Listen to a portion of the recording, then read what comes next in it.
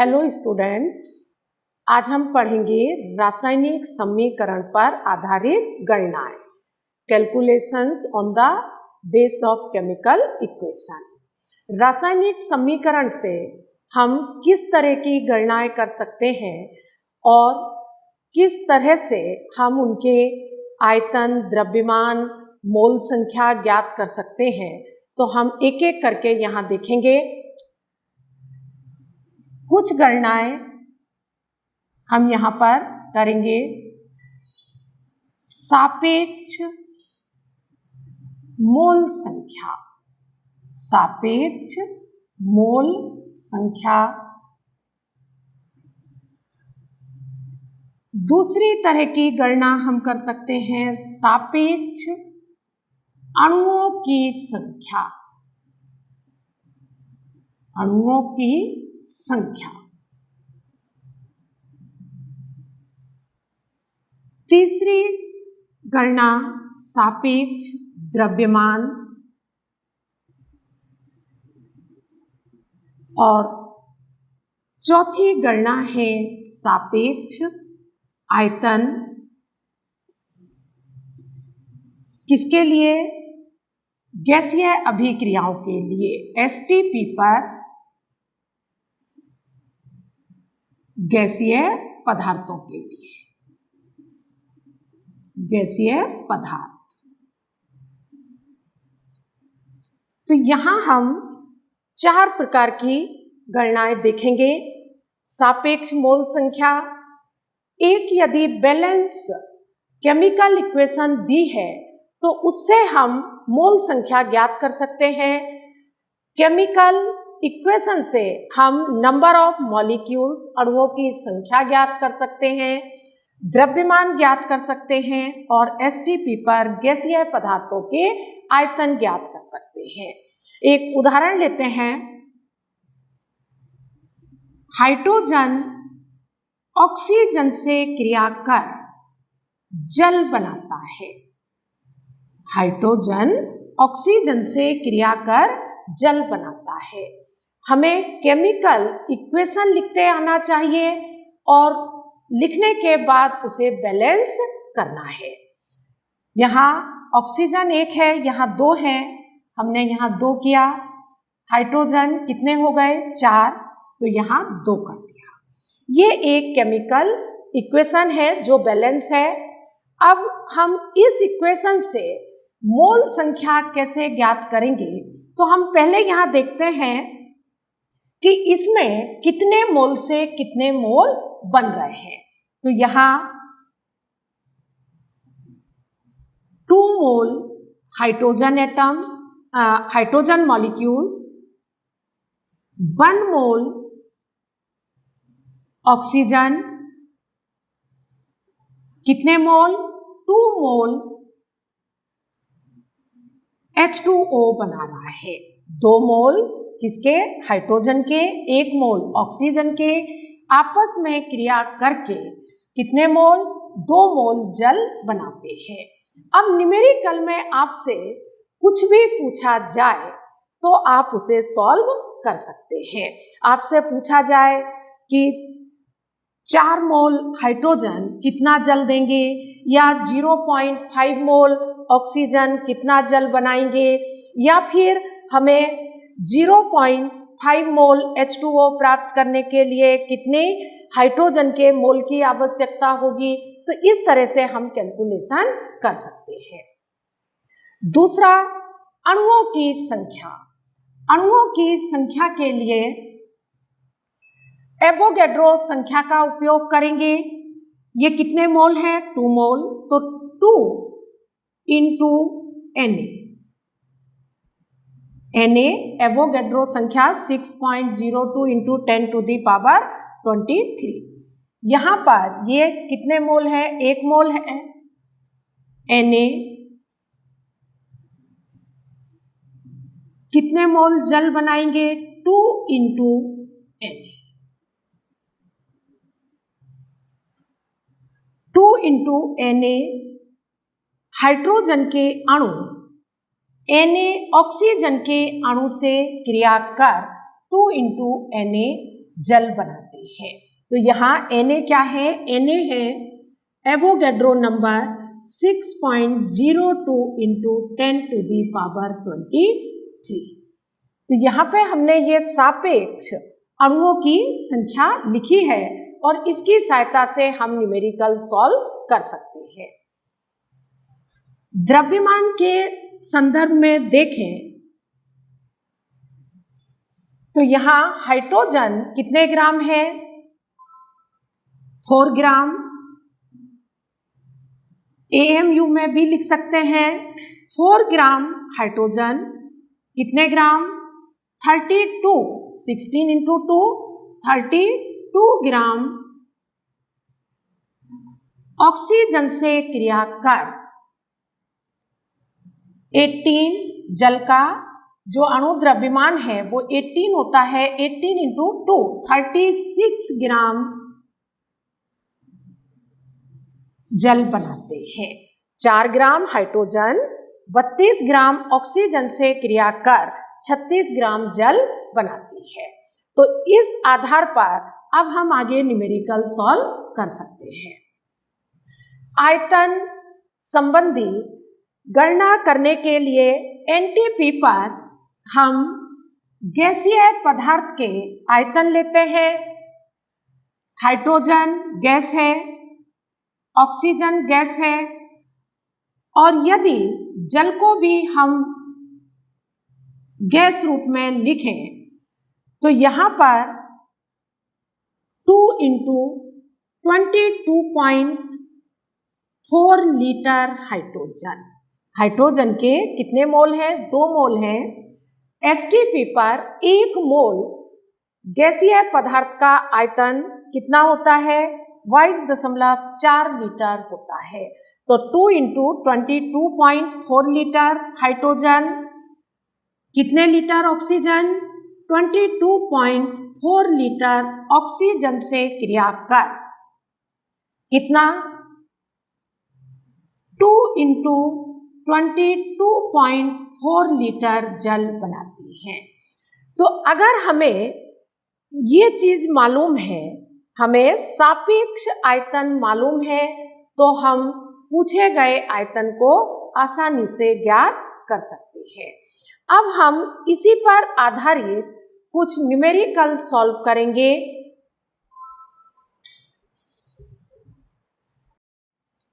पहले मोल गणना करेंगे। 0.25 मोल ऑक्सीजन की क्रिया हाइड्रोजन से कराने पर कितने मोल जल प्राप्त होगा? आपको सबसे पहले बैलेंस केमिकल इक्वेशन लिखना है। हाइड्रोजन ऑक्सीजन से क्रिया कर क्या बना रही है? जल, H2O। जो भी केमिकल इक्वेशन लिखेंगे उसे पहले बैलेंस करेंगे, क्योंकि इस तरह के न्यूमेरिकल बैलेंस केमिकल इक्वेशन से ही सॉल्व किए जाते हैं। ये रिएक्शन बैलेंस हो गई। अब यहाँ मोल मतलब मोल दिए हैं और मोल ही पूछे हैं।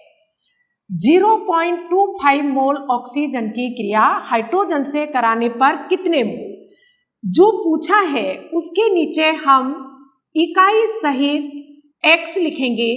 x मोल जल प्राप्त होगा कितने से? 0.25 मोल ऑक्सीजन से। हमने मान लिया कि 0.25 मोल ऑक्सीजन से x मोल जल प्राप्त होगा। तो हमें मालूम क्या है? इस इक्वेशन को देखकर हमें पता चल जाएगा कि कितने मोल ऑक्सीजन से कितने मोल जल बनता है। ये यहाँ पर जो नंबर लिखे होते हैं वो रस समीकरण मिति गुणांक कहलाते हैं, स्टोइकियोमेट्रिक कोफिशिएंट। तो यहाँ पर ये कितने मोल है? 1 मोल है। 1 मोल ऑक्सीजन से कितना जल मिल रहा है? 2 मोल जल मिल रहा है। अब इतना हमें मालूम है और ये हमें ज्ञात करना है। यहाँ एक बिल्कुल अनुपात समानुपात का सरल नियम लगाते हैं मैथमेटिक्स का। इसके अनुपात ये, इन दोनों का अनुपात इन दोनों के अनुपात के बराबर होता है।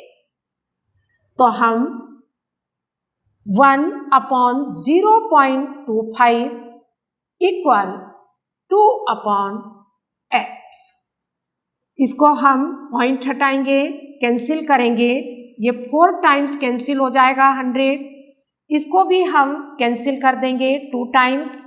तो x की वैल्यू क्या आएगी, ये 2 नीचे आ जाएगा, x को यहां लाएंगे 1/2, कितना 1/2, 1/2 0.5 मोल।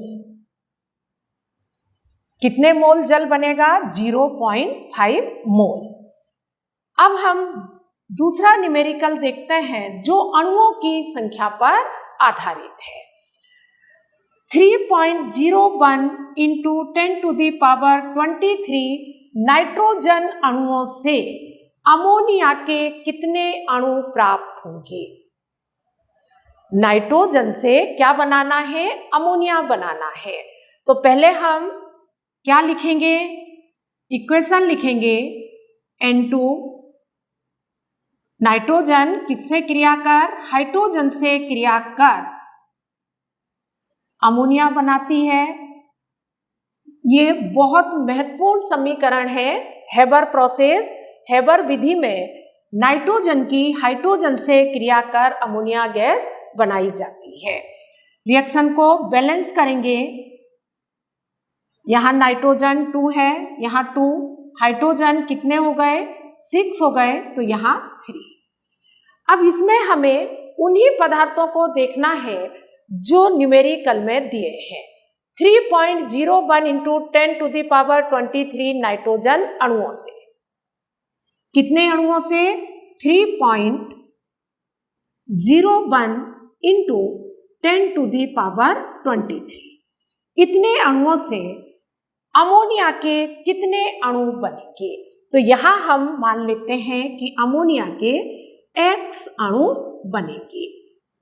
X मॉलिक्यूल्स किसके बनेंगे, अमोनिया के। रिएक्शन को देखकर हम क्या लिख सकते हैं, यहां ये कितना है 1, और 1 मोल में अणुओं की संख्या होती है 6.02 into 10⁻23। नाइट्रोजन के इतने अणुओं से 6.02 into 10⁻23 अणुओं से अमोनिया के कितने अणु, 2 into 6.02 into 10⁻23 अणु बनते हैं। आगे क्या करेंगे, अनुपात समानुपात का नियम लगाएंगे, इसके अपॉन ये बराबर होगा इसके अपॉन ये। 6.02 into 10⁻23 अपॉन 3.01 into 10⁻23, ये बराबर होगा किसके, 2 into 6.02 into 10⁻23 अपॉन x। यहाँ इससे ये कैंसिल हो गया, ये 2 टाइम्स कैंसिल होगा, और इस 2 से ये भी ध्यान रखना है, यहाँ कोई संख्या है तो यहाँ कैंसिल कर सकते हैं, क्योंकि ये यहाँ लाएंगे तो नीचे आएगा, कैंसिल हो जाएगा, तो यहीं इसको कैंसिल कर दें। x को यहाँ लाएंगे, x बराबर क्या आ जाएगा, 6.02 into 10⁻23 मॉलिक्यूल्स या अणु। तो अमोनिया के कितने अणु बनेंगे, 6.02 into 10⁻23, किससे, 3.01 into 10⁻23 नाइट्रोजन के अणुओं से। तो यह अणुओं की संख्या की गणना हुई। अब आगे हम द्रव्यमान गणना करेंगे।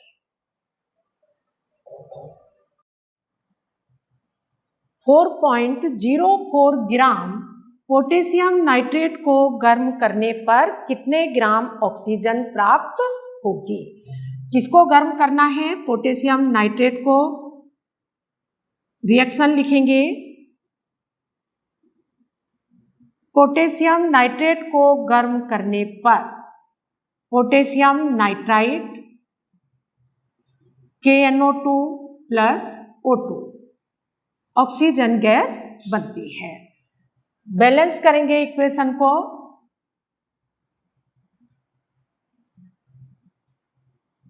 पोटेशियम यहाँ कितने हो गए? 2, यहाँ भी 2, नाइट्रोजन यहाँ 2 है, यहाँ भी 2 है, ऑक्सीजन यहाँ कितने हैं? 6 हैं, तो यहाँ 4 और 2 6 हो गए। ये इक्वेशन बैलेंस हो गई।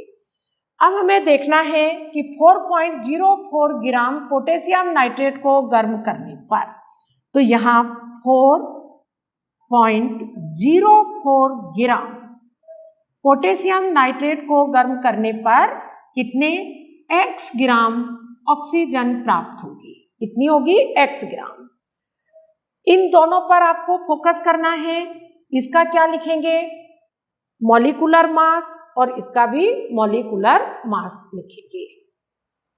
यहां पर कितने मोल हैं पोटेशियम नाइट्रेट के? 2, तो 2 इंटू पोटेशियम का होता है 39, नाइट्रोजन का 14, ऑक्सीजन का 1 का होता है 16, तो कितना हो जाएगा? 3 का 48। और इसको अगर आप जोड़ेंगे तो ये आएगा 101, 101। कितनी ऑक्सीजन? 16 इंटू 2 32 ग्राम। तो अब हमें क्या मालूम है कि 2 इंटू 101 ग्राम पोटेशियम नाइट्रेट को गर्म करने पर 32 ग्राम ऑक्सीजन प्राप्त होती है। और अब हम आगे क्या करेंगे? इसका अनुपात, इन दोनों का अनुपात किसके बराबर होगा? इन दोनों के अनुपात के बराबर होगा। 2 इंटू 101 अपॉन 4.04, और ये किसके बराबर है? 32 अपॉन x। पॉइंट हटा दिया तो यहाँ 0 आ जाएगी। ये 101 से 4 टाइम्स कैंसिल होगा, इसको कैंसिल कर देंगे तो ये आएगा x इक्वल, इसको यहां ले जाएंगे, इंटू करेंगे तो 64, और अपॉन में नीचे 100 आएगा। आंसर आएगा 0.64 ग्राम। तो कितनी ऑक्सीजन प्राप्त होगी? 0.64 ग्राम। तो यहां पर द्रव्यमान दिया था और द्रव्यमान ही पूछा था, तो इस तरह की कैलकुलेशन को क्या कहेंगे? द्रव्यमान गणना। अब हम आयतन गणना सॉल्व करेंगे, और यहां पर ये एसटीपी पर ही हल किया जाता है। जब भी हमें आयतन ज्ञात करना होता है तो एनटीपी या एसटीपी पर ज्ञात करते हैं। एसटीपी पर 5.6 लीटर मीथेन का पूर्ण दहन करने के लिए कितने लीटर ऑक्सीजन की आवश्यकता होगी? सबसे पहले केमिकल इक्वेशन लिखेंगे। मीथेन का दहन करेंगे, किसी भी हाइड्रोकार्बन का यदि दहन किया जाए तो कार्बन डाइऑक्साइड और जल बनता है, H2O प्लस CO2।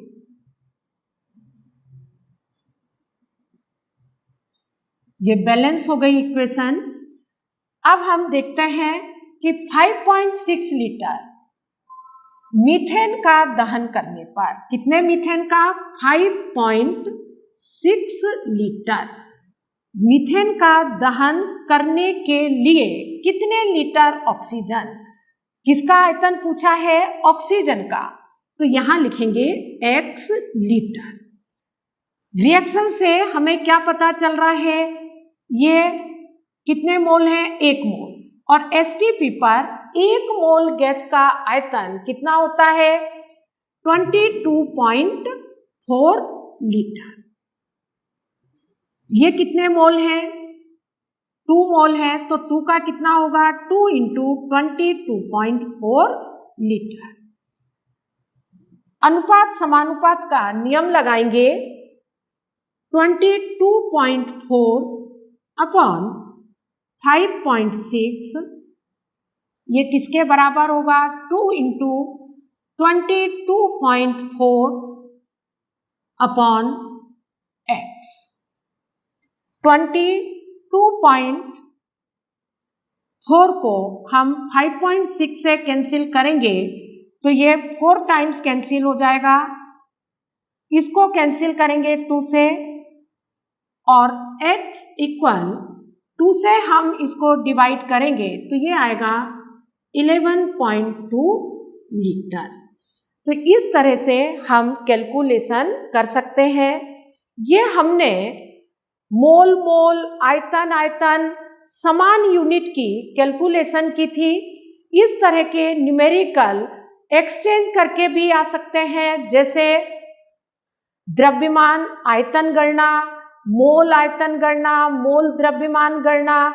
तो इस तरह से कई तरह के न्यूमेरिकल बन सकते हैं जो हम नेक्स्ट वीडियो में करेंगे। Thank you for watching the video.